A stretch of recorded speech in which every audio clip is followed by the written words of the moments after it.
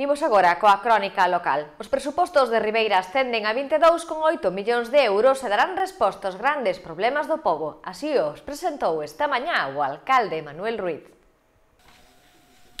O alcalde de Ribeira, Manuel Ruiz, presentou esta mañá os presupostos do Concello para o 2018. Este ano, co maior retraso, a agardar coñecer os presupostos do Estado, o remanente do ano anterior e a aprobación dos plans da Deputación.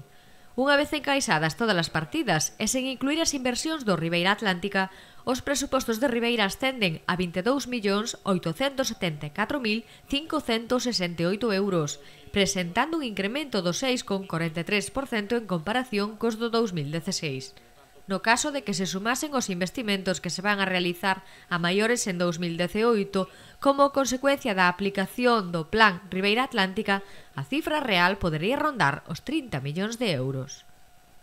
Que é integrador, que é sobre todo eminentemente social un ano máis en este Concello, que recolle formulacións, propostas, iniciativas, inquietudes, sensibilidades de todos os grupos políticos da corporación e que veñen a dar resposta aos grandes problemas que a día de hoxe todavía quedan no noso Concello, sin olvidar, sobre todo, pois o que lle interesa aos ciudadanos, que son esos pequenos problemas derivados, pois basicamente, de servicios como o saneamiento ou os asfaltados que a través, sobre todo, do plan de obras e servicios, pois levan unha importante ou inxente cantidad de cartos.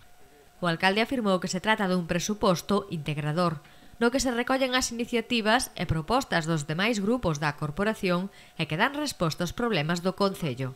Primeiro, con demostración unha vez máis da boa xestión económica por parte desta corporación, porque veño a repetir que os grandes acordos están sendo tomados pola maioría dos grupos, tanto na solicitude de créditos como que son a aprobación dos presupuestos de ano tras ano, no que a deuda está en términos máis baixos de cando se comezou a legislatura, que os gastos corrientes están absolutamente contidos, excepto os que significan incrementos do gasto social, e donde a inversión sigue copando unha parte máis que importante destes presupuestos.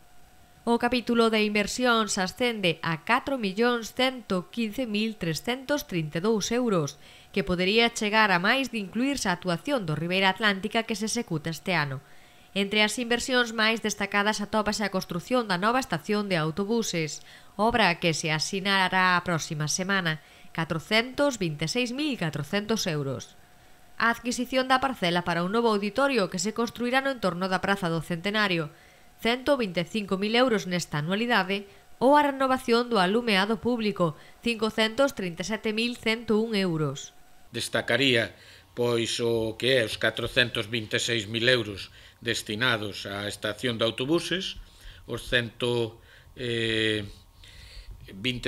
euros da anualidade da compra dos terrenos do ISM onde vai a ir o futuro auditorio, o pago da anualidade de Ferrovial do Alumbrado de 537.000 euros e despois, basicamente, algunhas melloras que teñen que ver coa remodelación da fachada marítima. En concreto, pois son obras dentro do malecón de poder incrementar con esos pequenos aparcamientos que vai a haber na zona da Casa do Mar, pero con esa gran área de xogos que vai a haber entre o cruce de Rosalía de Castro e o que ven a ser a oficina de turismo. Esas son as grandes partidas.